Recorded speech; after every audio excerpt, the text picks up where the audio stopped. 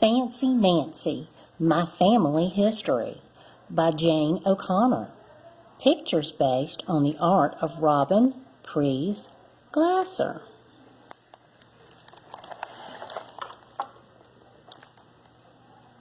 When Nancy has to write a report on her ancestors for school, she can't help exaggerating a little at first. After all, what's wrong with making her family history sound fancier? But Nancy goes too far and has to deal with truth and consequences. Readers will sympathize with Nancy's quandary in this engaging Fancy Nancy I Can Read story.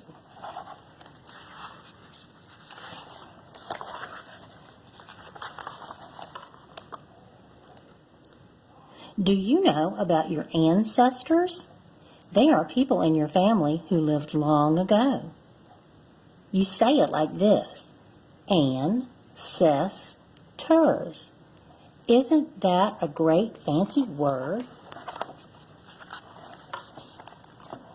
We are writing ancestor reports in class.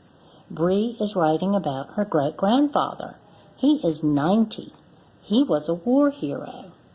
Robert's great-grandmother is 100. She came to America on a ship. It almost sank. You are both lucky, I tell my friends. You know your ancestors. All of mine are deceased. That's fancy for dead. That night my grandpa calls.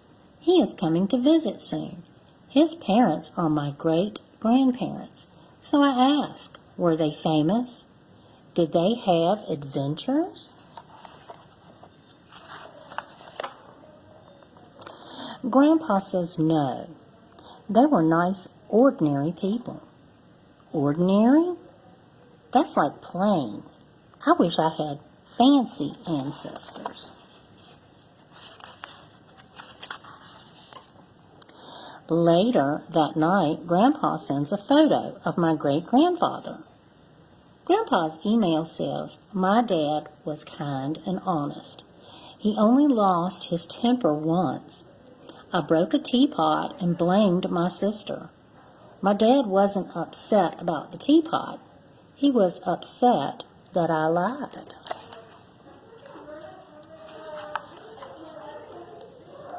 Your dad sounds like a very lovely person, I reply. Reply is fancy for answer. I am going to write my report about him. I gather facts from Grandpa. My ancestor had 5 children. He was a bank guard. He liked to fish. He lived to be 74.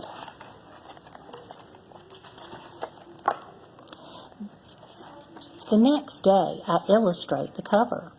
Illustrate is fancy for making a picture. Then I start writing my report. It begins, my great-grandpa was a bank guard. That does not sound exciting. So I add something extra. Once he stopped a bunch of bank robbers. Yes, that sounds very exciting. Next, I write, my great-grandpa loved to fish. Then I add some more exciting stuff. One time, he caught a shark. The next day, Clara and Yoko both read their reports. I do not mean to brag, but mine is way more interesting. After school, I tell my parents, on Friday I get to read my report. My dad says, great. Grandpa is coming on Thursday. He can go to school with you. He is so proud that your report is about his dad.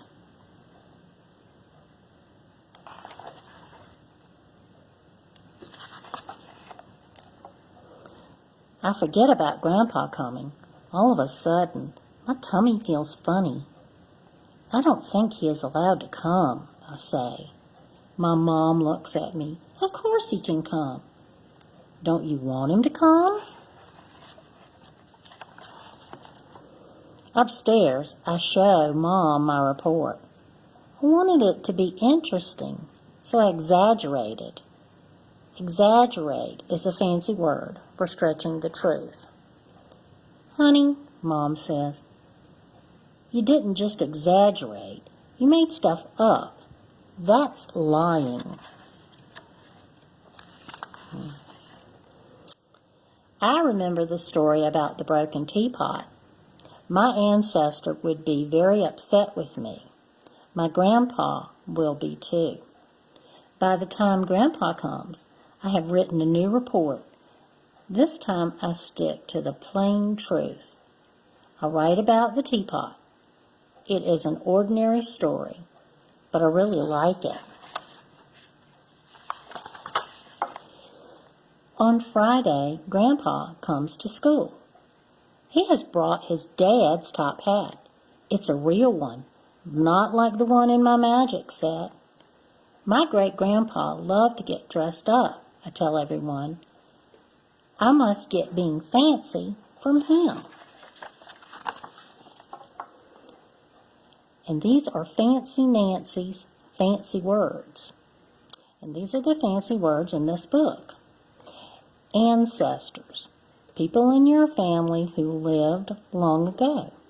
You say it like this. Ancestors. Deceased, which means dead. Exaggerate, to stretch the truth. Illustrate, make a picture. Ordinary, which means plain. And reply, which means answer. The end.